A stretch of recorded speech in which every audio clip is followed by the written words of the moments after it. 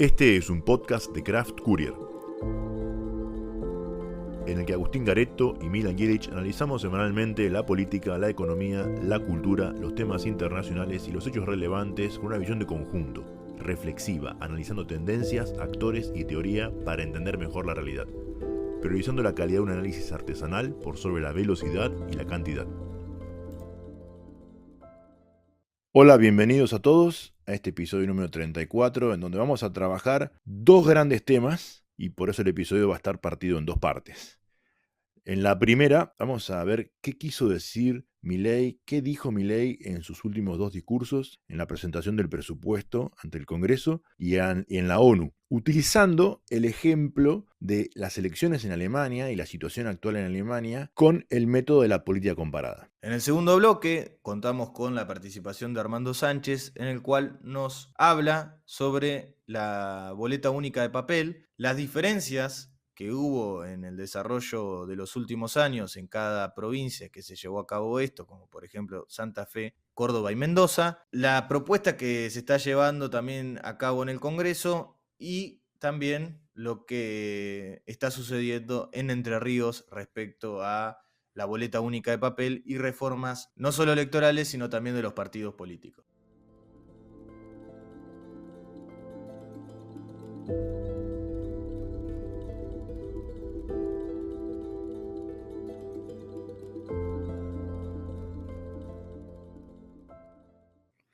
Hola Agustín, ¿cómo andás? Hola Milan, ¿todo bien y vos? Bien, bien, muy bien. Muy emocionado por este episodio, va a ser muy interesante, en el cual, en la segunda parte, vamos a hablar de BUP, la boleta única de papel, un tema interesantísimo. Sí, en el cual trajimos un invitado especial, que es Armando Sánchez. Así es. Yo recomendaría, esto es alguna recomendación, es que como se divide en dos bloques, si están muy apurados o demás, que primero escuchen uno, sea cual sea, y después escuchen el otro en otro momento, porque la información puede ser mucha y se van a marear. Sí, porque la primera parte vamos a hablar sobre los discursos de Milei, qué quiso decir, qué dijo Milei en el discurso de apertura, de presentación del presupuesto y en el que dio en la ONU en los últimos días. Y lo vamos a hacer de una manera muy particular. En vez de ir y decir dijo tal cosa y tal otra y quiso decir esto, vamos a usar un ejemplo al estilo política comparada de otro país, de otra situación, e ir viendo con el ejemplo de las elecciones regionales en Alemania, que sucedieron el último fin de semana, cómo el sistema institucional, democrático, político alemán nos da algunas pistas para entender qué es lo que dijo Milei. Creo que es un ejercicio muy interesante, un ejercicio que se hace mucho en la teoría política, la política comparada, y creo que al oyente le va a resultar un ejercicio muy interesante. Los invito a relajarse. Hay que estar muy despierto y hay que estar muy metido, es muy profundo para no perderse y para no creer que estamos hablando sobre un vacío que no tiene nada que ver. Acá uno podría citar a Cristina Fernández de Kirchner y decir que todo tiene que ver con todo. Y creo que hay que prestar bastante atención porque, bueno, además son temas muy nuevos, entonces se nos pueden escapar de las manos, ¿no? Así es. Así que bueno, para dar introducción al tema, te pregunto, Agustín, ¿por qué Alemania? Bueno, yo creo que hay un par de cuestiones, al menos cuatro. La primera, que creo que es la central, es que Alemania probablemente sea el país más importante de Europa y diría que es el corazón del sentimiento europeo, en este sentido de, por ejemplo, de dónde sale la Unión Europea, de dónde sale el corazón de la Unión Europea, sale mucho de la cabeza de Alemania, o Alemania tiene mucho para decir del desarrollo de la Unión Europea. Un ejemplo muy cortito, cuando se debatía qué nombre ponerle a la moneda común, uno de los nombres que más pegó y que podía haber terminado siendo era Euro-Marco, que Marco era el nombre de la moneda alemana. Terminó como euro nada más, pero era el Euro-Marco. Paréntesis, es muy difícil que yo no me vaya por la rama de esto porque me gusta mucho. Alemania, un país que ha tenido muchas rivalidades dentro de Europa. Hay que tener en cuenta eso también, que su enemigo que comparte frontera, que era Francia de toda la vida, termina formando este gran proyecto que es la Unión Europea. Sí. Pero bueno, segunda cuestión sobre por qué Alemania hoy, también es el seno de muchas iniciativas o políticas que hoy vemos, ¿no? Más allá de esta idea de la Unión Europea, un concepto que es la burocracia, ¿no?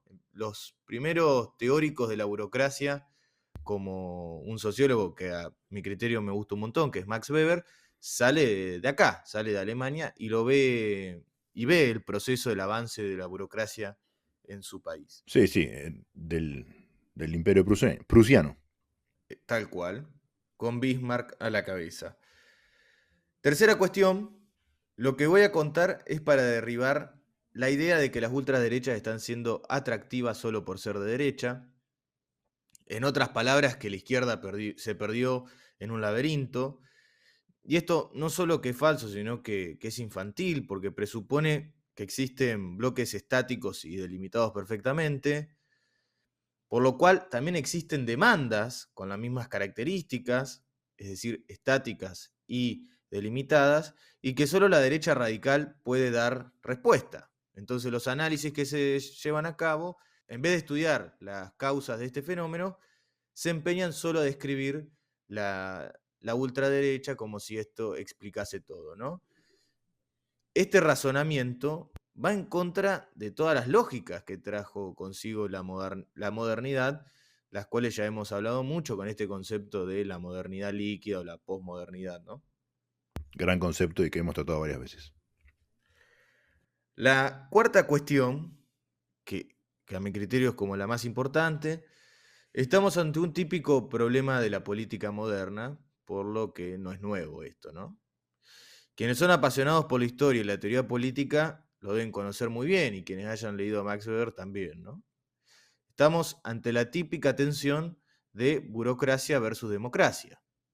Y para esto tengo que decir que hoy hay pocas regiones en el planeta que no han experimentado un crecimiento exponencial de la burocracia, sobre todo gracias a los avances tecnológicos, qué sé yo, Estados Unidos, Europa, China, Singapur, Corea del Sur, Japón, Australia, Nueva Zelanda, Qatar, Emiratos Árabes Unidos, la India, Arabia Saudita, etcétera. Obviamente que no todos estos países lo han hecho en el mismo grado, pero bueno, el avance es notable, ¿no? Sin embargo, no todos estos países han avanzado con el mismo ímpetu en la democratización, ¿no? Es más, algunos ni siquiera se lo plantean, a cada uno le puede resonar China, pero vayamos a un ejemplo claro que son los países árabes, los cuales no les interesa la democracia y la burocracia avanza, pero a pasos agigantados, hasta algunos ya proponen utilizar la inteligencia artificial en sus políticas públicas, si es que no lo están haciendo, y la democracia es una discusión que por lo menos en este plano no existe. Pero, ¿cuál es el problema con la democracia? Y acá quizás tengamos que tratar de hurgar en este concepto un poco, ¿no? Porque no hay que entenderlo solo como el hecho de ir a votar, de poner voto en la urna, que también va a ser un tema para el segundo bloque, ¿no? Sino más bien la participación política. Ese concepto es el que tenemos que ver cuando hablamos de democracia. Burocracia y democracia, si lo vemos con este telón de fondo, no son sinónimos, porque la burocracia se maneja bajo una lógica racional legal, es decir, que no se pregunta, sino que ejecuta, y la segunda, la noción democrática, implica participación, implica conversación, hablar y oír. Por eso es tan importante definir cada concepto en sí mismo, porque las palabras tienen un significado y no todo es lo mismo. No, y estoy seguro que cuando le dicen antidemocrático a algunos hoy que lo hemos tratado en el tema de las elecciones que se han sucedido en el último año en la región, no sé si lo ven en este concepto. Creo que utilizan totalmente otro, o se agarran de la etiqueta de democracia porque, bueno, es una etiqueta y demás. Claro, pero por otro lado, que es algo que vamos a hablar y van a escuchar en la segunda parte de este episodio, cuando algunos políticos quieren impedir la participación política de algunos grupos y de algunos partidos que tienen cierta representación, no se considera eso como antidemocrático y sí es antidemocrático, justamente. Justamente porque va en contra de esto, ¿no? De la participación política. Así es. de la conversación política. Así que ya les dejamos una pastillita de la segunda parte. Hoy en día, principalmente en Europa, la gran frustración es que algunos sectores no sienten que estén participando en las acciones estatales o en las acciones políticas. Más bien consideran que los aparatos burocráticos están actuando ilimitadamente. A priori esto es cierto, uno después puede juzgar moralmente si lo que los sectores piensan es bueno o malo, pero no podemos negar que el avance de la burocracia es real, ¿no? Este problema, esa distancia que se produce entre la burocracia y sectores de la sociedad civil, genera tierra fértil para la aparición de partidos radicales, extremistas y o antisistema. Y por ello hoy vamos a hablar de Alemania. Creo que son las 4 cuestiones de por qué hoy Alemania y no otro país Así es. del globo. Y volvamos a conectar con Argentina. En Argentina es verdad, y en la región diría, que no podemos hablar de un avance exponencial de la burocracia al nivel de Europa, pero sí es cierto que existió en un grado menor y que se materializó con la cuarentena. Eso creo que fue como ahí vimos la burocracia actuando. Pará, actuando y muchas veces no actuando cuando debería actuar. Y la gente siendo consciente de, che, hay trámites que tengo que hacer, hay cosas que tengo que hacer y nadie me atiende, no me llamo y no me contestan. Ambas cosas, ¿no? Ambas cosas. Justamente, y a eso quería ir, porque la cuarentena creo que fue el momento donde se demostró la debilidad de los aparatos burocráticos, no solamente la eficiencia.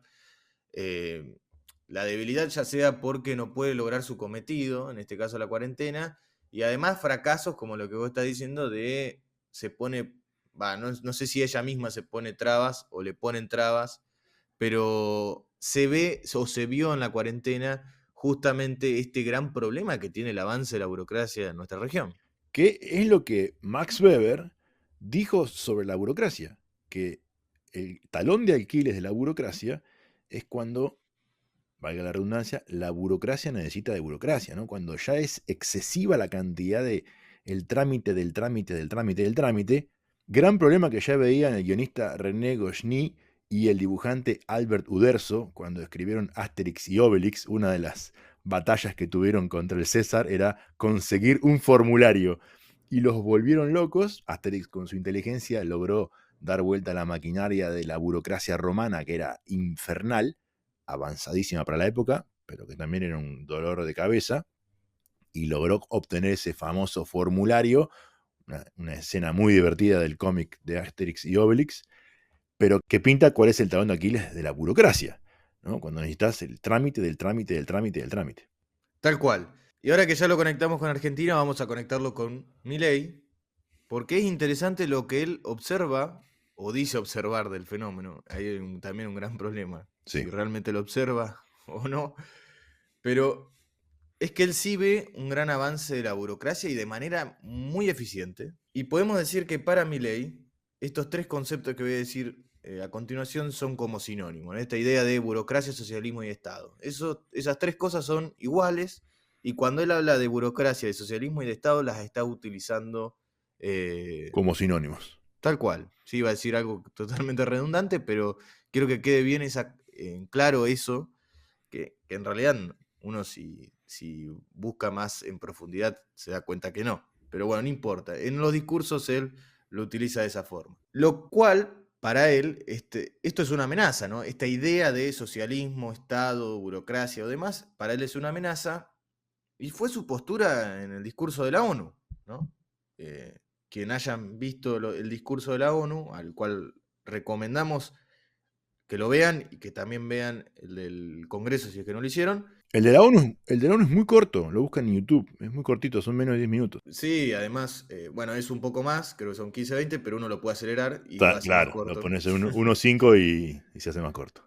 Él en ese discurso, en el de la ONU, usa esta postura, ¿no? Una postura en contra del avance de la burocracia.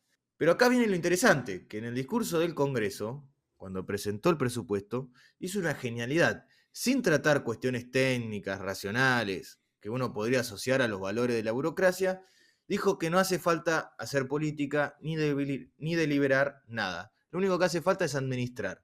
En otras palabras, de una postura 100% política, sostuvo que es necesario la burocracia. Es algo fantástico. fue a Estados Unidos en la ONU a decir la burocracia es mala. Esto lo voy a resumir para que se entienda y lo voy a esquematizar. Y anteriormente en Argentina dijo la política es mala. Lo que hay que hacer es necesitamos burocracia. Eso sí, no necesitamos un burócrata socialista, necesitamos un burócrata que entienda de economía, que quiere decir un economista que la ve. Y ahí entramos en una... porque que la ve es un concepto político. Y lo técnico hubiera sido presentar el presupuesto bien concreto, diciendo lo que se iba a recaudar, en qué lo quería gastar. Y esa es la función que tiene el presupuesto. Y que tienen los legisladores, muchas veces lo hemos dicho, ¿no? No taxation without representation. Concepto que él citó en el discurso ante el Congreso. Sí, justamente. Te escucha. ¿Viste? No, si yo creía, a mí ya me parecía que no se escuchaba. Pero lo usó mal, porque ese concepto es, el rey, el ejecutivo, lo que sea, propone qué quiere hacer. Obras, cómo gastar la guerra, en qué va a gastar, va a ser acción social, bueno, ¿qué quiere hacer? Y te dice, bueno, esto me cuesta tanto, X, 100. Bueno, esos 100, ¿cómo se financian? Y bueno, tengo 100 personas, pone uno cada uno. Y uno va a decir, no, pero hagámoslo proporcional a lo que cada uno gana. Bueno, está bien. Entonces, el que gana más de tanto pone 2 y el otro pone 0,50 y con lo que nos sobra le damos al que realmente no puede pagar nada y ahí armamos la distribución y es proporcional y etcétera, etcétera. Y así se arma el presupuesto, ¿no? Que tiene las dos partes, en qué voy a gastar y cómo lo voy a financiar. Pero no dijo en qué iba a gastar. No lo dijo. Dijo, de lo que entra, voy a gastar exactamente eso. Ni un peso más ni un peso menos. Pero ¿en qué lo vas a gastar? Porque decir en qué vas a gastar es fundamental para que el legislador, que representa a los que van a pagar los impuestos, diga, ¿estoy de acuerdo o no estoy de acuerdo? Ese debate en la Argentina no se da. Realmente no tengo memoria desde cuándo no se da. Porque siempre se hizo al revés el presupuesto. Es cuánto le puedo sacar a los contribuyentes y después veo en qué la gasto. Sí, no, no es algo muy distinto, si bien creo que esto ha quedado claro. eh, no es muy difícil de verlo, excepto que uno esté realmente con el velo del oficialismo, pero no fue muy distinto a lo que se viene haciendo en los últimos años. No, porque si vos hablás con los que llevan más años en la política, todos te van a decir, no, no se puede gastar si no tiene partida presupuestaria. Gran concepto que le gusta al político tradicional, la partida presupuestaria. Entonces, si tiene partida, se puede gastar. Si no tiene partida, no se puede gastar. Es como, viste, el chico que el padre le dice, bueno, podés gastar tanto, y a veces juega en los fichines esa plata que le dio el padre cuando estaban en la costa en el verano, ¿no? Y tiene ese concepto. Entra plata, la gastamos. No tienen el concepto de, quiero hacer tal cosa y necesito financiarlo de esta manera. Y le propongo a la sociedad, bueno, queremos ir para allá, financiémoslo de esta manera. Y Milei lo mismo, Milei sigue con la misma idea de, bueno, estimamos que con los impuestos que tenemos, que no bajó ninguno, va a entrar X. ¿Cuánto vamos a gastar? X. Listo, tenemos que libro fiscal. Somos exitosos. Está muy baja la vara en Argentina. Sí, pero a mí me gusta dar este debate porque estoy No, convencido de sí, que sí. hay que hacerlo de una manera distinta. Pero la verdad, aplaudir esto realmente es infantil.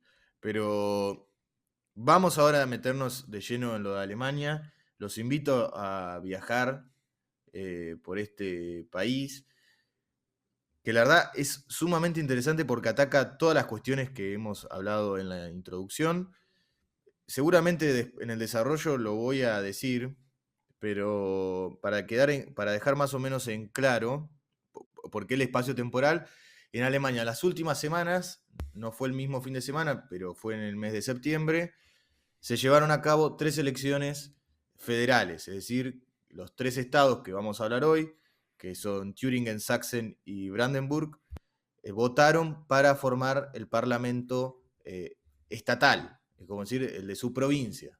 Cuando hable de Estado me estoy haciendo referencia a la unidad subnacional. Y ahora vamos a arrancar con esto, ¿no? Porque en el último episodio mencionamos al final, o más o menos al final, mencionamos, y va a ser muy difícil la pronunciación porque no sé alemán y me trabo demasiado, la alianza Sara-Wagenknecht, por la razón y la justicia, un partido alemán nuevo que se escindió de la izquierda alemana, de la izquierda es un partido en Alemania, cuando diga la izquierda no me estoy refiriendo a una agrupación de partidos izquierdistas como sería en Argentina con el MST, el PO, y etcétera, sino que es un partido que se llama la izquierda y que es muy importante en Alemania. Die Linke. Habíamos dicho que este partido nuevo, la sigla es de la Alianza Sara, es BSW, y así me voy a hacer referencia. Habíamos dicho que este partido sostiene una agenda que lo acerca a las demandas de la AfD, que es este partido de ultraderecha, ¿no? En el cual todos están preocupados, y también apunta al perfil de ese electorado, ¿no? De la AfD. Hay algunas hipótesis basadas en encuestas en los medios alemanes que manifiestan que potenciales electores de la AfD migraron a la BSW. Y es muy interesante porque, esto es una aclaración, en estos 3 estados, que es Thüringen, Sachsen, Brandenburg, son estados o son land que formaron parte de la República Democrática Alemana, es decir, de la Oriental. Son de la Alemania excomunista, de la Alemania comunista, ¿no? Por eso también se explica acá el peso de la izquierda.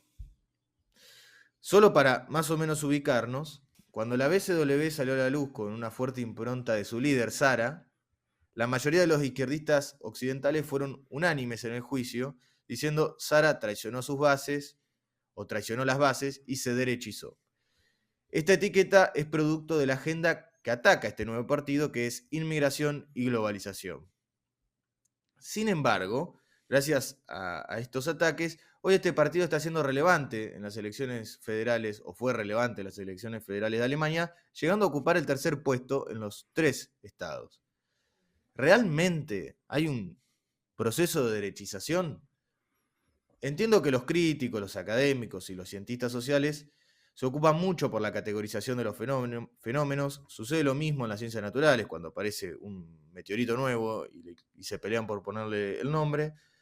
Pero en este fenómeno, que muchos observan una derechización, nosotros proponemos otra perspectiva. Aclaro que no somos los únicos, pero que es que si a este fenómeno lo etiquetamos en base izquierda-derecha, dejamos de lado un problema que para nosotros es central y es el siguiente. En contraposición de lo que sucede en nuestra región, Europa tuvo un fuerte crecimiento de su aparato burocrático supranacional, que es la Unión Europea. Un excelente conjunto de instituciones que busca la solución de problemas por una vía técnica racional, ¿no? Es este avance de la burocracia.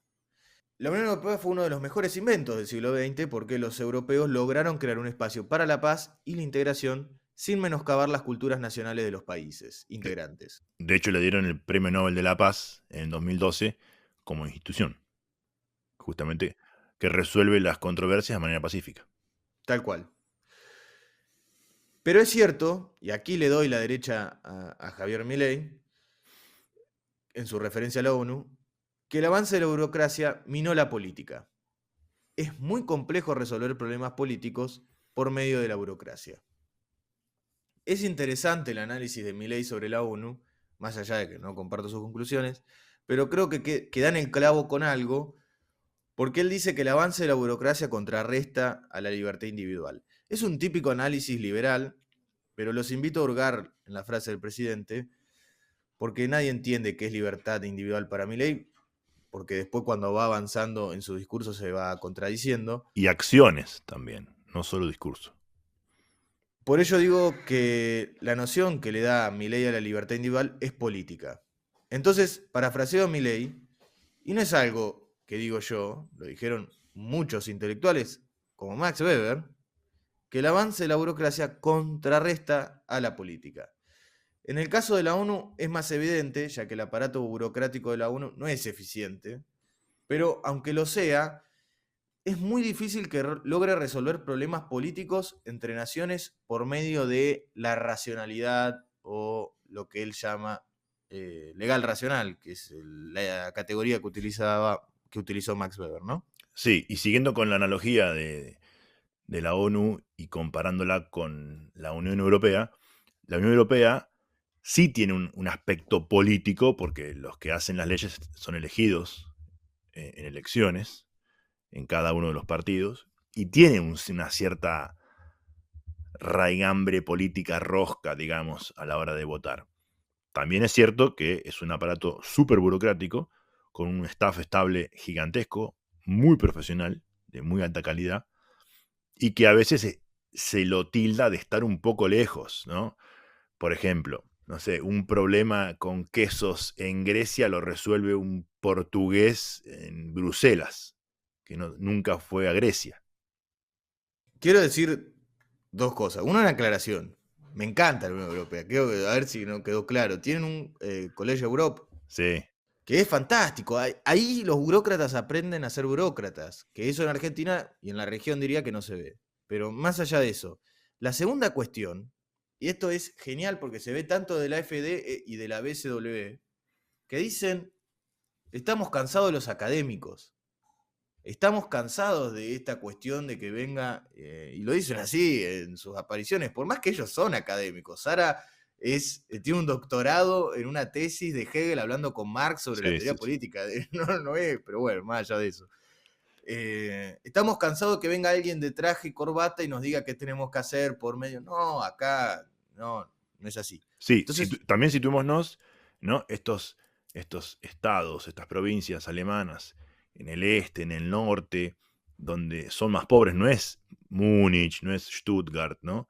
No es la Selva Negra, donde eh, no te digo que sobra la plata, pero les va bastante bien.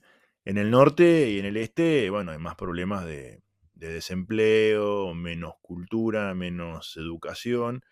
Y esa gente dice, che, no han resuelto mis problemas, cosa que dijimos muchas veces, no han resuelto mis problemas, y siempre son los mismos los que están ahí. Bueno, aparece uno que grita un poco más, que se opone a eso, que señala como el chivo expiatorio a muchos inmigrantes, que es un número que existe en un número muy importante en Alemania, y bueno, capta la atención, claramente, ¿no? Y los burócratas, estos que dijimos, que están tan bien informados en el College de Europa y otras instituciones, aclaración, Argentina tiene el ISEN para el servicio exterior, casi una perla dentro de la burocracia total. Y bueno, esos tan formados, creen ellos, no logran resolver mis problemas. A ver, probemos con uno que se parece más a mí. tal cual. Y además, voy a traer un ejemplo. Quienes vieron la Eurocopa, lo que eran los partidos de Turquía, que se jugó en Alemania, ¿no? Sí, Parecía de locales sí, de Turquía. Y recuerdo que muchos amigos me decían, no, la gente que mueve en Turquía, no, viven en Alemania, sí, sí, la sí. mayoría, ¿no? Solo para poner un ejemplo. Si estiramos mucho de esto del hilo de la cuestión de la racionalidad y de la ONU, nos encontramos en una encrucijada que es fantástica, y voy a tratar de ser lo más esquemático posible. Supongamos la existencia, para no herir susceptibilidades, la existencia de dos países vecinos, que lo vamos a llamar A y B, y ambos se disputan una región que comparten hostilmente. Qué linda, ¿no? ¿Cuál sería el principio racional para resolver este conflicto? Podemos suponer que el país legítimo es aquel que fue el primero en ocupar el territorio. Eureka, caen todos los estados-nación. ¿Quién puede asegurar cuál fue el primero en ocupar un territorio? Se destruirían todas las fronteras, absolutamente todas. Y finalmente se cae la ONU, que en su nombre se llama Organizaciones de Naciones Unidas. Dejarían de existir las naciones, dejaría de existir la ONU. Solo existiría la nación de Adán, que es el primero. Tal cual, entonces, más allá de que a algunos les puede gustar, pero en el avance de la racionalidad va a chocar en algún momento con la cuestión política, es inherente. Y la misma lógica, del avance de la racionalidad, sucede en Europa y se observa con la cuestión migratoria.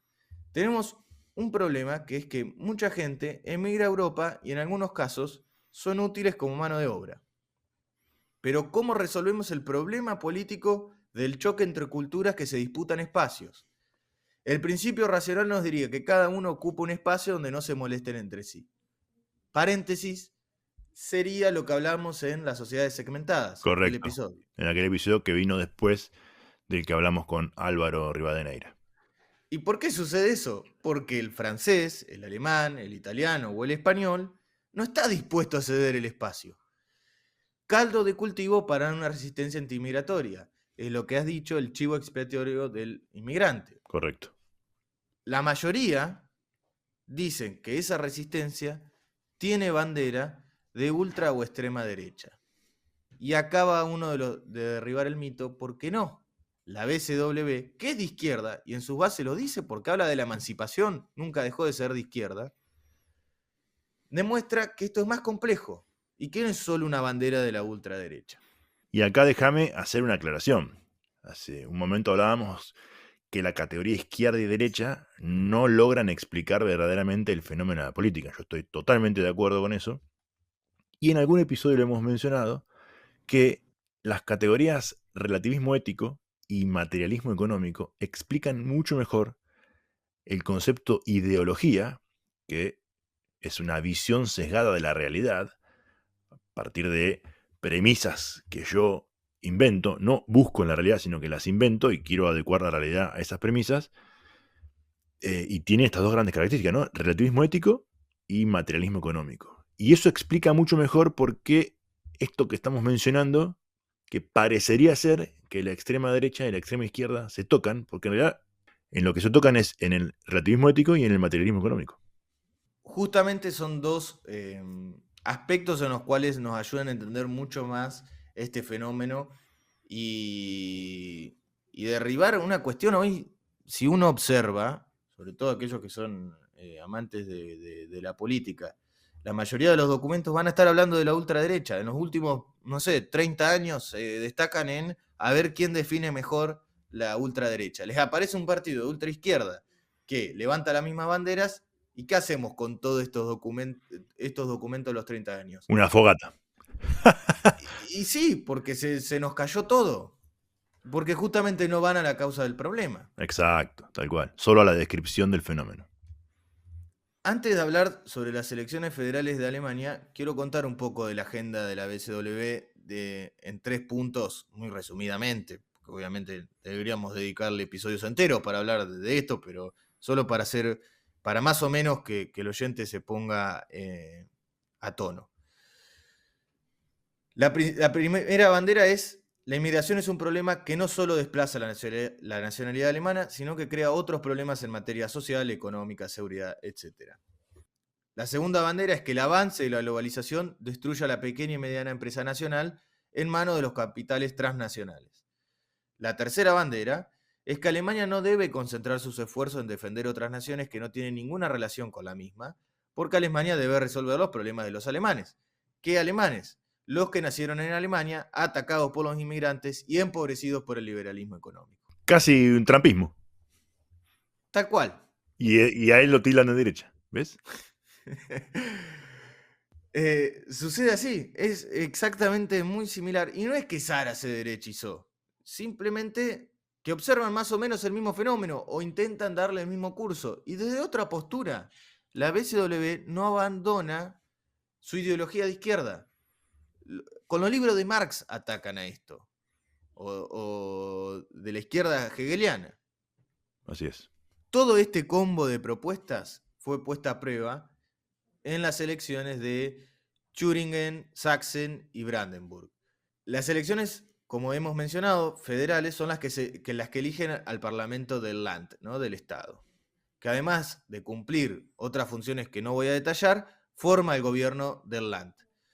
En otras palabras, los votantes de cada Länder eligen los partidos que conformarán el Parlamento estatal y este luego formará gobierno. Típico sistema parlamentario. Tal cual. Alemania cuenta con 16 Länder o estados federados. Las elecciones son cada 5 años por lo general, pero cada Land tiene su calendario electoral. No votan todos a la misma vez. En el 2025 fue el turno de estos 3 estados que mencionamos.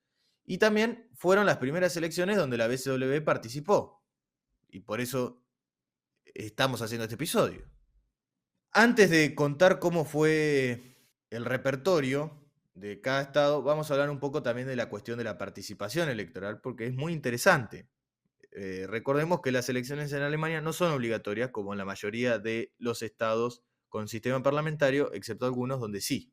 La participación que vamos a analizar son de las últimas 6 elecciones que se hicieron en estos estados, que se hicieron de manera simultánea.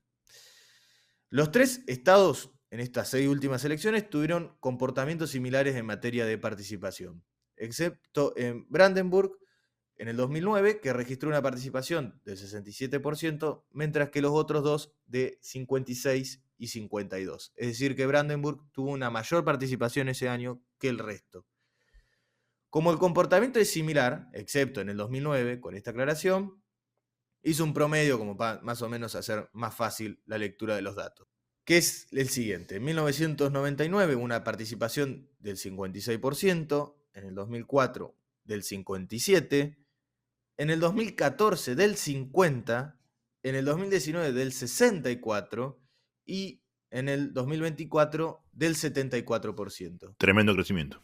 Claramente acá se ve una B corta, la que le gustaría al presidente. Es muy clara la B corta, excepto en Brandenburg del 2009, pero comparten este comportamiento. Es verdad que son números, los que están entre el 50 y 60, son números relativamente bajos si se lo compara con la participación electoral para el Bundestag, que es el Parlamento Nacional, que siempre estuvo arriba del 70%. Depende del año. Bueno, ahora sí vamos a hablar de los resultados, y ahí esto se viene lo interesante. Arranquemos con Sachsen. El CDU, que es el partido, digamos, de centro derecha, es el partido cristiano de Alemania, salió primero en este estado, con casi 32% de los votos y 41 escaños. Perdió 4 respecto de las últimas elecciones. AfD, que es este partido de ultraderecha, salió segundo con 30% de los votos, obtuvo 40 escaños, ganó 2 escaños respecto a la elección anterior. Nuestro BCW, en su primera elección, quedó tercero con 12% de los votos, obtuvo 15 escaños. El SPD, que es la socialdemocracia alemana, de centro izquierda, quedó en el cuarto puesto con 7% de los votos, mantuvo sus 10 escaños, es decir, que no perdió ninguno. Y acá se viene lo interesante. Los verdes, que forman parte del gobierno nacional, obtuvieron 7 escaños y la izquierda 6. Pero ambos perdieron 5 y 8 respectivamente. Los Libres, que es un partido, digamos, vecinal, son partidos autónomos del Estado que después se juntan, mantuvieron su único escaño. Recordemos que mencionaste el gobierno nacional. El nacional estaba formado por el socialismo, el SPD, los liberales y los verdes. Y la CDU, que era el partido de Merkel, había gobernado antes, lo había hecho a nivel nacional, también en coalición con el socialismo. Tal cual, que se le llama, o sea, si alguno ve noticias de Alemania, es lo que se conoce como la coalición semáforo, por el color rojo del SPD, el verde de los verdes y el amarillo de los liberales. Correcto. Para formar gobierno en Sachsen se requieren 61 escaños, lo que lleva a tener que hacer una coalición, que no lo puede formar el CDU y SPD por sí solos, necesitan a un tercero. ¿Cuál sería ese tercero? Bueno, se está viendo en las noticias en Alemania y en las diferentes reuniones Las negociaciones. entre las negociaciones, que es la BCW quien formaría gobierno con estos dos. Vamos con Thüringen. Bueno, el AfD salió primero. Fantástica la elección que hizo con casi un tercio de los votos, obtuvo 32 escaños, ganó 10 escaños respecto de la última elección.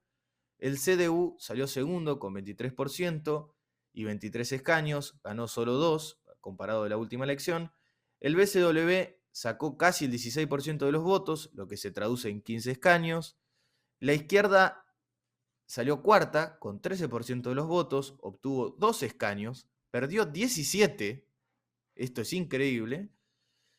Y el SPD perdió 2 escaños, quedó con 6. Los liberales y los verdes se quedaron sin representación, cada uno perdió 5 escaños, que son los que, bueno, la coalición semáforo, ¿no?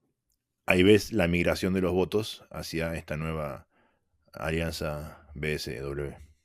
Tal cual. Y la izquierda es muy importante, no es como en Argentina que saca 2, 4. No, en este estado, sobre todo en Thüringen, es muy fuerte la izquierda y perdió. Bueno, vamos con Brandenburg. El SPD quedó primero. Hizo una gran elección. Fue la última elección que se hizo. Para ser más preciso, vamos a mencionar el tema de las fechas, cuándo se realizaron cada elección. El 1 de septiembre se hizo en Thüringen y en Sachsen en simultáneo, y Brandenburg fue el 22 de septiembre, ¿no? ¿Y por qué hago la aclaración? Bueno, porque el SPD en Brandenburg salió primero con 30% de los votos, obtuvo 32 escaños, ganó 7 si se lo compara con la última elección, en un momento donde el gobierno de Olaf, que es del SPD, está en las encuestas bastante bajo. Se formó la famosa X que se produce casi siempre en las encuestas, que viene con buena imagen y termina con mala imagen. AfD, en Brandenburg, sacó casi el 30% de los votos, se quedó con 30 escaños, ganó 7, es decir, mejoró su performance. La BCW volvió a quedar tercero con 13% de los votos y 14 escaños. Cuarto le siguió el CDU con 12% de los votos y 2 escaños, perdieron 3. Los verdes, la izquierda y los libres perdieron representación y perdieron un montón de escaños. Los verdes perdieron 10, la izquierda perdió 10 y los libres, que no son los liberales, sino que son estos los partidos vecinales, perdieron 5. De vuelta, la migración de votos. Tanto en Brandenburg como en Thüringen se necesitan al menos 45 escaños para formar gobierno, por lo cual el CDU y el SPD no pueden hacerlo por sí solos, no llegan a la sumatoria, y en caso de que se materialice lo de Sachsen, debería repetirse esta coalición, ¿no? CDU, SPD y BCW. Más o menos voy a mencionar cómo fueron los gobiernos en el 2014 en estos 3 estados. Bueno, en Brandenburg gobernó el SPD y la izquierda. Ahí vemos la importancia de la izquierda. Sí. En Sachsen gobernó CDU y SPD. Y en Thüringen la izquierda, SPD y los verdes. En 2019, en Brandenburg fue el SPD, el CDU y los verdes. En Sachsen, el CDU, el SPD y los verdes. La misma, lo dije en diferente orden nomás. Sí. Y en Thüringen, la izquierda, el LSPD y los verdes. Suponiendo lo que se dijo, la BCW formará parte del gobierno de estos Länder, lo que lo coloca en una situación distinta a la FD, que nunca gobernó. Veremos qué sucede, y esto es lo interesante. ¿Logrará la BCW concretar alguna de sus propuestas? ¿Mantendrá su radicalización? ¿La BCW será un problema para el CDU o el SPD? ¿O servirá de cóctel carismático populista para saciar preventivamente las demandas del electorado? Son preguntas que uno se va a ir haciendo y que se está haciendo y que va a ir respondiendo con el paso del tiempo. Donde los partidos antisistema son muy interesantes en los sistemas parlamentarios. Claro, pero ¿qué pasa cuando llegan al gobierno? Tal cual. Llegando al final, volvamos un poco a la Argentina, porque acá el problema es inverso, como siempre, esto de la Argentina espejo, la Argentina invertida, etc. El país calecita. Sí. Argentina no tiene un exceso de racionalidad en la resolución de sus problemas, más bien tiene un exceso de política. Y no solo de 100, 70, 40 o 20 años de política populista, depende a quién le preguntas, sino también ahora. La solución propuesta por el actual gobierno al problema económico también es política. Sí, vos lo dijiste muchas veces que el bajar la inflación no es un programa económico, sino un programa político. Coincido. Justamente porque suman las encuestas, vamos a ver hasta qué punto. Hoy eso se está poniendo en duda. Y sí. Podemos imaginar un continuum, es decir, una línea, donde en un extremo está la política y en el otro extremo la técnica, la burocracia, la racionalidad, como se le quiera poner. Mientras que los países europeos parece que están más cerca del extremo de la técnica, la Argentina se encuentra en el extremo o más cerca del extremo de la política. La clave está en encontrar aquel punto medio, donde estos no se anulen entre sí. Pero bueno, es muy fácil decirlo, hacerlo es totalmente difícil y yo no tengo la respuesta para eso. Si esperaban en este episodio encontrarla, no va a ser, por lo menos de mi lado. Yo algo les voy a dar, y es el programa de gobierno, que te explica con resoluciones técnicas cómo llegar a los objetivos políticos. Justamente, en Argentina no se está probando, por lo menos no hay un laboratorio que se esté probando eso, lamentablemente a nivel nacional, pero creo que sería muy interesante probar esto. Porque indudablemente creo que darían la tecla de un gran problema que por suerte estamos compartiendo un problema con el primer mundo, por primera vez en la historia, creería, o por lo menos en los últimos 100 años. Que si nuestro invitado, que sigue a continuación, que fue candidato en Paraná y tenía un programa de gobierno, fue candidato a intendente, lo aplicaba, hubiera sido un espectacular laboratorio de ver cómo un programa de gobierno puede solucionar los problemas reales de la gente con objetivos políticos y soluciones técnicas. Quienes no lo conozcan a Armando, presten atención en cómo se saben los números de los artículos. Es decir, es alguien que se estudia, pero literal, punto por punto. Sí.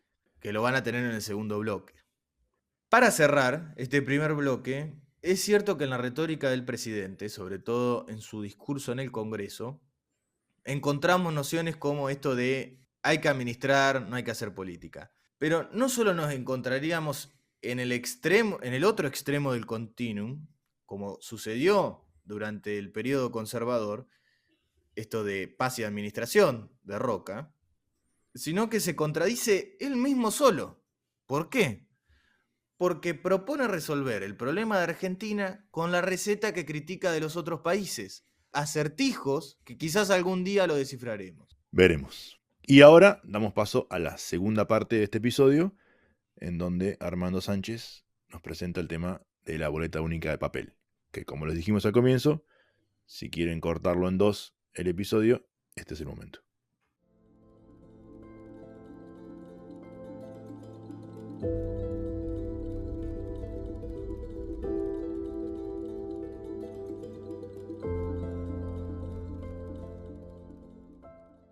Bueno, ahora estamos con el segundo tema del episodio, el segundo bloque, en el cual vamos a hablar sobre la boleta única, como habíamos dicho en episodios anteriores. Y nos encontramos con un invitado especial, que es Armando Sánchez, presidente de Entre Ríos del partido Políticas para la República, del cual también es fundador nuestro amigo Milan. Así es, sí, allá en el 2005.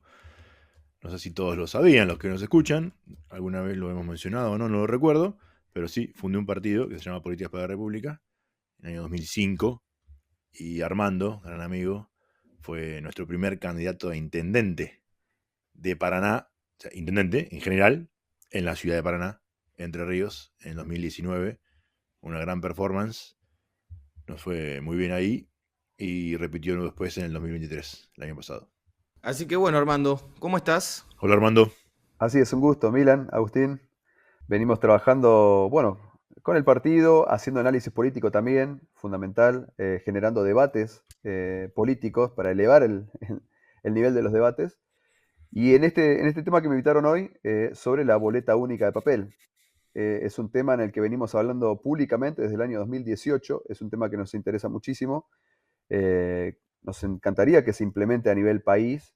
Y bueno, y tenemos un análisis que hemos hecho de cómo se ha implementado y cómo ha funcionado en diferentes lugares del país y lo que está pasando hoy día, ¿no? Sí, además de que sos un conocedor del tema, también coyunturalmente en la provincia de Entre Ríos se está tratando una reforma electoral y política y uno de los temas es la boleta única. Así que creíamos que eras un gran invitado para que nos cuentes cuál es el modelo que se está debatiendo a nivel nacional, los antecedentes provinciales y luego que charlemos sobre Entre Ríos. Sí, sí, tal cual. Y bien lo decís, porque es lo que se está haciendo ahora en Entre Ríos es una reforma no solo electoral, sino también política, con algunos temas que después vamos a decir. Pero bueno, haciendo el seguimiento de lo que es la boleta única de papel, Como te decía, nosotros veníamos insistiendo desde el 2018 y veníamos analizando desde dónde viene esta movida a nivel país. Recordemos que en América solamente Argentina y Uruguay no cuentan todavía con boleta única de papel, con boleta única. Este, y bueno, ahora se está debatiendo a nivel nación. Y esto a nivel país, la primera ley que se tuvo, contrariamente a lo que se piensa, se cree que es Santa Fe, pero la primera ley es de Córdoba, pero el primer lugar donde se implementó fue en Santa Fe. En Córdoba la ley es del 2008, perdón. En diciembre de 2008 se votó la primera ley en Córdoba, la propuso Schiaretti. En aquel entonces generó mucho rechazo, presentaba una idea de hacer un sticker para votar en lista completa, que eso generó el rechazo del resto de las fuerzas opositoras, pero al final se terminó votando con un casillero de lista completa, de voto lista completa, pequeño, un poco queriendo disimularse, pero estaba ahí el casillero. Esto fue criticado por la UCR, por parte del PJ, por la coalición cívica, por el vecinalismo, pero salió con los votos del schiarettismo en 2008, ¿no? Y sin paso. Córdoba, recordemos, no tiene paso. En 2010 se aprueba la ley en Santa Fe y es la primera vez que se implementa, porque se implementa en mayo con las PASO en Santa Fe en 2011 y en julio las generales. Recién en Córdoba se implementó en agosto del 2011. O sea, vemos que la primera ley es de Córdoba, 2008, la segunda ley es 2010 en Santa Fe, pero se implementa primero en Santa Fe y después se tiene la segunda experiencia en el país en la provincia de Córdoba. Bueno, la verdad que quedó como primera experiencia Santa Fe, con una buena mirada a nivel país, generando esa transparencia, pero algunos partidos tradicionales veían con cautela esto de, bueno, que se vote de manera diferenciada por categorías como es en Santa Fe. Esa es la gran diferencia entre Santa Fe y Córdoba. Córdoba es una papeleta enorme donde tiene todas las categorías juntas en una sola boleta. Se le llama boleta única. Aclaremos, las categorías son gobernador, legisladores provinciales, intendentes o jefes comunales, depende de la provincia, como sea el sistema institucional, y luego los legisladores locales, que son o concejales o los miembros de las juntas de las comunas, o también como se nombre y denomine en cada provincia. Así es. Bueno, y en Santa Fe lo que hizo esta novedad es que se vota por categorías. Es una boleta por categoría. Entonces, es una boleta donde están todos los candidatos a gobernador, una boleta donde están todos los candidatos a senador, otra con los candidatos a diputado y así intendente y demás. Todo por categorías. Y encima de diferente color. De diferente color, sí, sí, sí. Algunos piensan que es más claro. A mi parecer, para mí es el mejor sistema el de Santa Fe por categorías. Hace que cada votación, cada categoría se haga de manera independiente, independentiza cada voto. Y bueno, y se hace más a conciencia también, ¿no? Lo que decía que algunos partidos tradicionales le temen a ese sistema por categorías porque quizás podría llegar a ocurrir que un ejecutivo gana un partido y la legislatura gana otro partido, ¿no? Por eso algunos hablan de manera más corporativista y ven mejor esto que usa Córdoba, que es el casillero de lista completa. Pero en este sentido, como decíamos, lo presentó Schiaretti y fue criticado por todo el arco opositor, o sea que esto de este corporativismo lo manifestaba Schiaretti en su momento, digamos, ¿no? Después, en 2015, hubo una modificación en Córdoba en la ley de la boleta única, donde hacía más grande el casillero de voto de lista completa, ya no era tan disimulado, y donde la foto del gobernador no iba en el casillero de gobernador dentro de la papeleta, sino que iba dentro del casillero de voto lista completa. Y ahí de nuevo ese debate fue ampliamente criticado por el resto de la oposición. De hecho, uno de los grandes críticos a esta forma del casillero era Rodrigo de Loredo, donde hablaba de, bueno, al final seguimos con la sábana, díganlo, no hagan demagogia, no hagan trampa, decía en su momento en el debate en 2015, donde se hizo esta modificación al casillero de voto lista completa en la boleta de Córdoba. Lo que veíamos es que decíamos que en Córdoba lo propuso Schiaretti y con oposición y con críticas muy fuertes del arco opositor. Sin embargo, En el 2022 se suma la provincia de Mendoza, impulsada por la UCR, que viene gobernando fuertemente Mendoza hace años. La UCR impulsó la nueva ley de boleta única de papel en Mendoza, y ahí fue criticada por el PRO, por el Partido Demócrata, una legisladora del Partido Demócrata que hoy es de la Libertad Avanza, por el Partido Verde, por el PI y por el Frente para la Victoria. O sea, acá ya empieza a verse que depende quién está en el poder, depende quién propone, el resto cómo se empieza a organizar para oponerse. Eh, Hasta entonces, bueno, el PRO venía siendo 2 veces ya crítico a esta cuestión, tanto en Córdoba como en Mendoza también. Eh, pero vemos que después, a nivel nación, ocurren cosas diferentes, ¿no?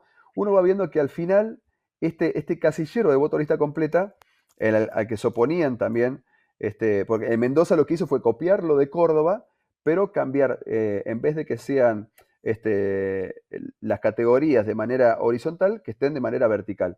Y los partidos por columnas, ¿no?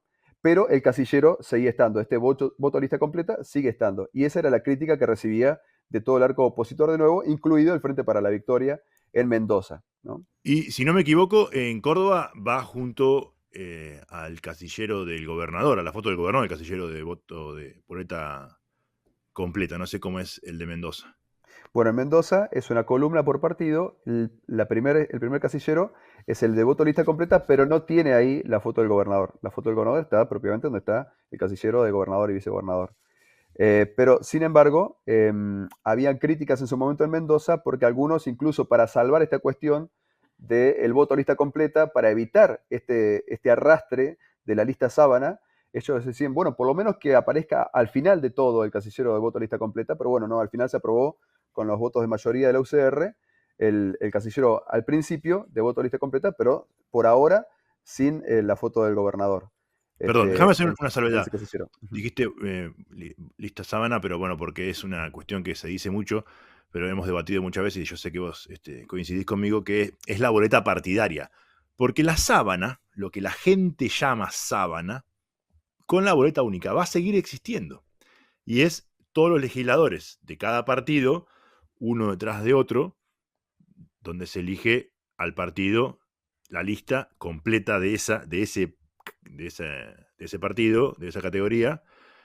Y no es que podés elegir adentro, no hay voto preferencial.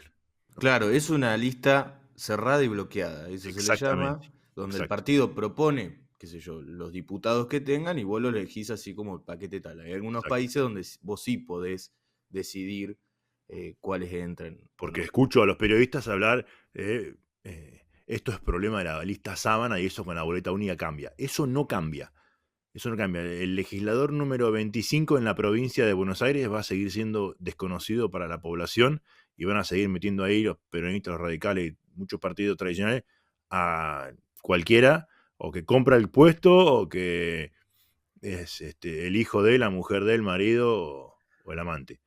Lo que también se entiende, el punto negativo es el efecto arrastre Eso sí, eso que sí. tiene hoy la boleta sábana, y que con el casillero de voto lista completa se sigue generando ese arrastre que es desigual, para partidos que no tienen candidatos en todas las categorías, ¿no? Se genera ese problema, esa Eso está clarísimo desigualdad. y ahí es donde también muchos de las categorías más locales se meten debajo de el ala del gobernador para arrastrar en ese sentido. Eso está clarísimo. Sí, y el gran problema, y esto es lo que genera ruido, es que, por ejemplo, o sea, lo hemos hablado mucho sobre estos partidos que vienen del peronismo, los neoperonistas, los partidos provinciales locales que armaron su estructura después de la construcción del PJ, como el MPN, el de Neuquén, que en una elección presidencial no va a quedar con la lista completa, qué sé yo, supongamos, la Libertad Avanza con su candidato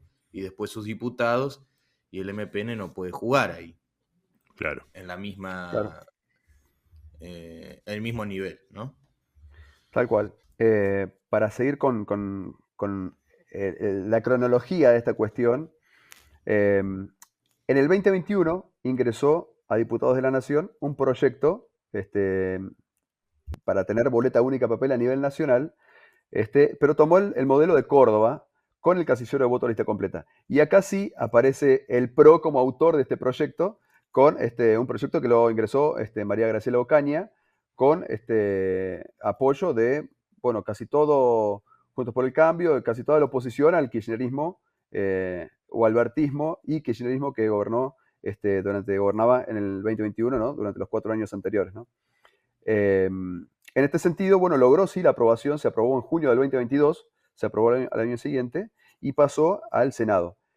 Durante la gestión de los 4 años anteriores de Alberto Fernández, con la presidencia de Cristina Fernández de Kirchner, durmió ese proyecto y estando a punto de caerse, el proyecto en el Senado de la Nación fue aprobado, pero con modificaciones. Pero pudo lograr la aprobación en el Senado el 12 de septiembre pasado. Acá el proyecto original de Ocaña, que venía de diputados, tomaba la boleta de Córdoba, pero ahora incluso con el casillero de voto lista completa, pero ahora se logró quitar el casillero de voto lista completa y se tomó el sistema de Mendoza, o sea, con columnas donde está la propuesta de cada partido. Porque decían que va a ser mejor así, ya que si se amplía la cantidad de oferta electoral, va a ampliarse hacia la derecha y no hacia abajo, y ellos veían con mejores ojos, con buenos ojos, que si se ampliara fuera hacia la derecha. Bueno, es un detalle, pero el dato importante es que se quita el casillero de voto lista completa. Más allá de eso, tiene que ir ahora a diputados. De hecho, fue a diputados y ahora en diputados se está debatiendo si insiste con el proyecto original, como era con el casillero, la boleta al estilo de Córdoba, con el casillero de voto lista completa, o si van a adoptar lo que votó el Senado, que es el modelo de Mendoza, pero sin el casillero de voto lista completa. Eso habrá que esperar a que salga que se debata en comisiones, que salga el dictamen y que se decida cuándo se va a llevar a votación. Tiene que ocurrir antes de marzo del año que viene, porque si no, ahí sí se vuelve a foja cero, digamos, ¿no? Bueno, en este interín, donde se ha debatido, se ha avanzado un poco más en boleta única de papel, en el 2024, hace unos meses, ingresó en la legislatura de Buenos Aires un proyecto impulsado por el PRO, la UCR y la coalición cívica de boleta única de papel para la provincia de Buenos Aires, de nuevo con el casillero de voto lista completa. Así que al final se ve que ganó la cultura de Schiaretti, ganó por fuerza, se impuso por fuerza porque hizo que primero le gustara este casillero a Mendoza, que se esté debatiendo hoy en Nación y en Provincia de Buenos Aires. Bueno, este casillero, esta forma de hacer la boleta con el casillero voto lista completa se inició a nivel, bueno, en Provincia de Buenos Aires. Al final era un visionario Schiaretti. Así es, así es. Y la verdad que se dejó de lado, se habla muy poco de la boleta santafesina por categorías, que bueno, a mi criterio es el superador de todos los que existen. Todo se puede mejorar, pero es el que tenemos el mejor de los que existen, porque ya decíamos anteriormente que genera un voto mucho más consciente, se elimina todo tipo de arrastre, y bueno, y es por categorías. Cada urna tiene una categoría diferente. Sí, yo también coincido y lo hemos hablado muchas veces, que es claramente el mejor sistema de los que hay. La boleta única de papel es mejor que la boleta partidaria en cualquier sistema, eso también está claro, pero de boleta única de papel, conocida como BUP, el mejor es el que es por categoría. En Santa Fe, el hecho de que sea por categoría genera una cuestión que no está ni bien ni mal, pero vale la pena destacarlo porque es algo que comentamos con Agustín al comienzo, en los primeros podcasts de Craft Cure el año pasado, y es que, claro, las listas a concejales, entre ellas, incluso dentro del mismo partido, tienen que competir y darse a conocer para que la gente las elija. Sí, no les sirve estar abrazados del intendente o Claro. Entonces, es verdad que en la etapa preelectoral prolifera muchísimo la propaganda política. Muchísimo. Hay un cartel por cada lista. ¿Podría ser negativo? Bueno, depende cómo se lo vea, porque es la participación en la democracia de los que quieren ocupar un cargo suponemos, para el bien común. Sí, te quedás parado y te ponen un cartel en la frente. Sí. Es cierto igualmente que en esto se abre una discusión que está bueno darla, que es que, bueno, los partidos necesitan mayor financiación, ¿no? Mayor financiamiento para participar porque gastan una buena moneda en estas cuestiones. Y en ese financiamiento, bueno, más allá de si es legal o ilegal el fondo, los partidos más chicos terminan siendo relegados. Pero bueno, es la política, digamos, ¿no? Eso no se va a poder Sí, evitar. lo bueno es que la boleta única de papel ya garantiza primero que esté toda la oferta electoral, o sea, que no falte ninguna, porque con la boleta sábana ocurre esto del robo de boletas, es una realidad. Algunos dicen, bueno, nunca hay denuncias, sí hay denuncias y ocurre, es sabido.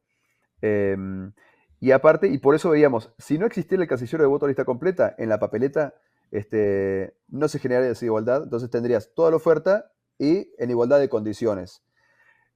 Así todo, la boleta única de papel, cualquiera de sus formas, es mejor que la Que la boleta boleta partidaria. partidaria, Sí, sí, sí, sí. Genera este, más beneficios. Los partidos no tienen que estar hasta el último día viendo de imprimirla y demás, ¿no? Genera que la oferta esté y genera esa igualdad. Después, otro tema sí será las campañas, hacer que te conozcan, que te voten, ver la creatividad para que eso ocurra, pero ya desde el vamos que se garantice que esté toda la oferta electoral, ya es algo positivo. sí. Yo en cuanto al financiamiento no estoy tan de acuerdo en que sea algo necesario, tan necesario. Cada partido debe buscarse su forma de darse a conocer, pero la boleta lo que sí te da es la igualdad de partida, ¿no? Y después, bueno, cada uno que se dé a conocer. Y de vuelta, es verdad que cuando no hay arrastre tienen que darse a conocer todos, pero como dice Armando, también pasa en la boleta única, donde no hay casillero de voto lista completa. Y de vuelta, está bien que se den a conocer todas las listas, porque así la gente tiene conocimiento de quién es quién y, y el que tiene el favor de la mayoría, bueno, ese gana. En el caso de Santa Fe, generó un fenómeno que es muy interesante y supongo que a medida que vayan sucediendo cosas se va a ir estudiando, que es el famoso frente de frentes. No hubiera existido el fenómeno frente de frentes sin la boleta única. Esto Correcto. de que, bueno, el gobernador radical, pero se meten diputados socialistas, recordemos, el frente de frente es una agrupación donde hay radicales, socialistas, algunos que también decantaron del PRO y demás, ¿no? Pero bueno, fue como nosotros nos presentamos, somos de distintas fuerzas, vamos todos juntos y que la ciudadanía elija a qué lugar vamos a ocupar, qué sé yo, por decir un ejemplo, el senador por el departamento de la capital de Santa Fe es socialista y el diputado, la lista de diputados creo que la ganaron los radicales, entonces genera eso en el cual lleva más a la negociación, al consenso, etcétera. Sí, sí, sí. Y es un desarrollo más grande de la democracia. Y claramente hay países como Alemania, como España, que por algo usan el sistema de la boleta única a papel por categoría. Y me diste el pie justamente para mencionaste dos países con un sistema parlamentario, que se está abriendo una discusión y sobre todo en algunos que vienen a hablar desde la intelectualidad, que quieren decir, no, no, el sistema de boleta única solo sirve para el sistema. Ya lo hemos mencionado igual el problema acá, pero vamos a aclararlo. Solo funciona en los sistemas parlamentarios. En los sistemas presidencialistas, la boleta única no funcionaría. A raíz de que uno no conocería en la boleta única los diputados o el resto de los candidatos cuando se votan listas cerradas y bloqueadas. Y es un error, que es justamente el que vos mencionaste, Milan, en este tramo, ¿no? Bueno, pero vayamos a un caso real, que es en Argentina, cómo votan los privados de libertad, cómo se vota en la Antártida, cómo se vota en el extranjero. Que votan en un mismo papeleta los candidatos a presidente. Y así a los otros candidatos, pero en el caso de presidente. Y está toda la oferta ahí, pueden elegir y ya se practica en Argentina eso. Eso es interesante también, desde hace muchos años. Así es. Es un punto muy interesante porque en casos extremos como la Antártida, los privados de libertad o los residentes en el exterior, se eligió la boleta única de papel. Este, si bien es única, es una papeleta, pero no tiene el casillero voto a lista completa. Pero así se vota, o sea, evidentemente es el que mejor sirve. Fíjate vos en casos donde votar es más difícil, es el caso del sistema elegido, así que evidentemente es el más práctico, el mejor. Bueno, y volviendo a Entre Ríos, que arranqué hablando de esto, nosotros veníamos insistiendo bastante hace varios años en este sentido. En su momento nos decían que no hubo consenso. Nosotros cuando terminó la elección del año pasado, enseguida arrancamos una campaña solicitando que este año se debata en la provincia para tener boleta única de papel. El gobernador venía hablando de este tema a principios de este año y después de varios debates que se hicieron en universidades, digamos que impulsados por diferentes sectores del gobierno provincial, se ingresó el proyecto en concreto por fin y ya va la segunda reunión de debate en comisiones. Debate entre comillas. En realidad el primero fue una presentación y el segundo fue la continuación de la presentación. No ha habido debate todavía. Lo cierto es que estuvimos estudiando el proyecto con Políticas para la República. Es un proyecto que tiene 267 artículos y, como bien decía Milan al principio, no solo es reforma electoral impulsando la boleta única de papel, sino que también es una reforma política y reforma de la ley de partidos políticos. Pero esas últimas dos partes están como camufladas comunicacionalmente debajo de la boleta única, ¿no? El gobierno, vamos a ser sinceros, dice boleta única, esto es el proyecto de boleta única, y detrás viene lo que vas a contar ahora.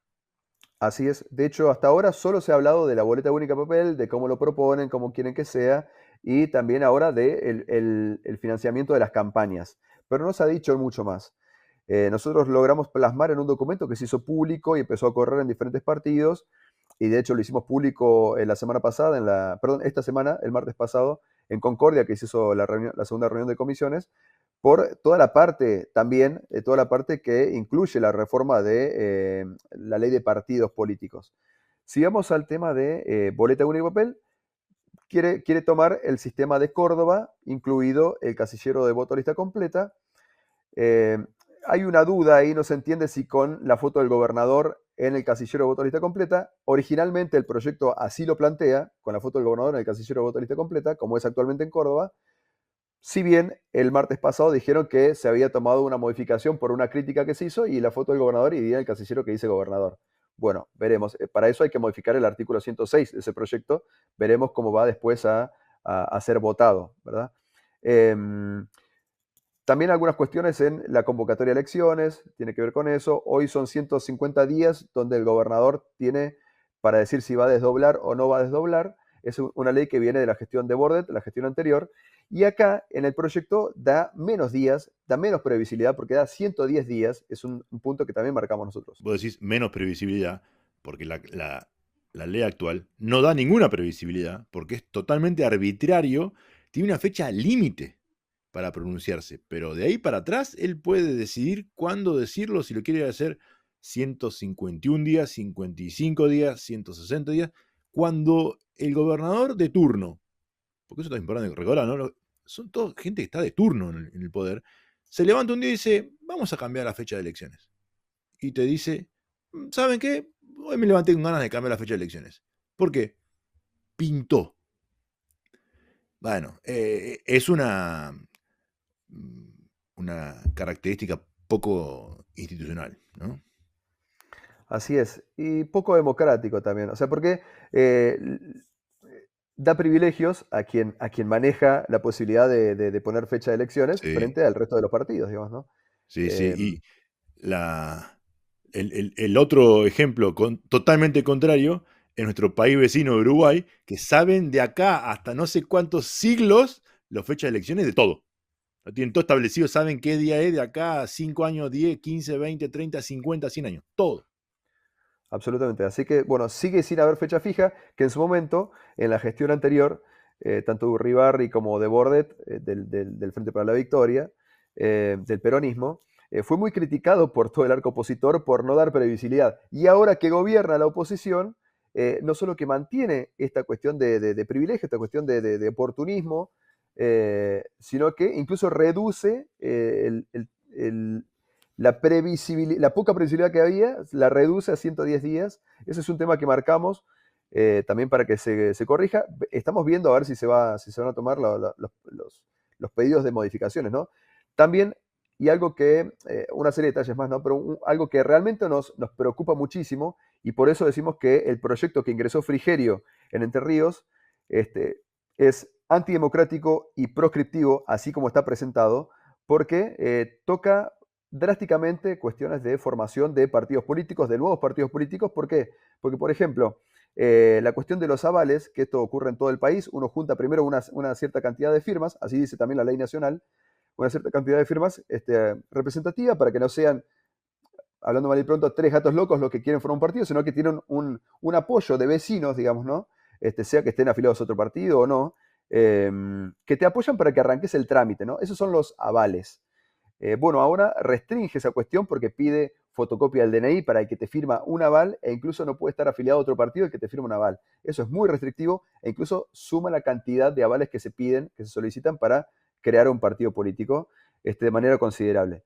No solo eso, sino que también eleva para los partidos municipales, sobre todo, es donde es más drástico, pasa de pedir el 4 por mil del padrón electoral de afiliados a pedir el 1%, o sea, el 10 por mil. Es algo que, viendo legislación comparada, no se ve ni en Mendoza, ni en Córdoba, ni en Santa Fe, ni en Provincia de Buenos Aires, ni a nivel nación, y actualmente en Entre Ríos es como el resto de las provincias. Esta modificación que propone Frigerio es un número, el 1%, que no sabemos en qué se han inspirado, no sabemos si en Dubái o Venezuela, no sabemos de dónde, pero realmente es muy restrictivo, muy preocupante, porque no solo a los partidos que se formen de ahora en adelante, sino que incluso le da 3 meses para que todos los partidos que existan tengan solamente 3 meses de plazo para adecuarse a estas nuevas medidas y aportar la cantidad de afiliados nuevos que se solicita ahora. Y realmente eso va a hacer, como lo marcamos el martes pasado en Concordia, en la reunión de comisiones, eso va a hacer que muchos partidos dejen de existir. Partidos que hoy son activos, hoy que están trabajando, incluso el nuestro también, ¿no? Está en esa situación. Tenemos 3 partidos municipales en la ciudad de Paraná, en Crespo y en Diamante, acá en Entre Ríos, y es una situación que realmente preocupa muchísimo porque son partidos con vida, partidos activos que, bueno, con estas metas nuevas que se ha puesto son en muchos casos incumplibles. Así que por eso decíamos este sistema restrictivo, antidemocrático y proscriptivo. Por eso hicimos este llamado de atención, este documento que acercamos ahí a las comisiones. Nos dijeron que se ingresó como es parte del expediente ya, pero bueno, de ahí a que se tomen en cuenta, veremos. El martes pasado, el diputado Cresto, que viene de ser intendente de Concordia, fue un funcionario de Alberto Fernández también, en Enosa.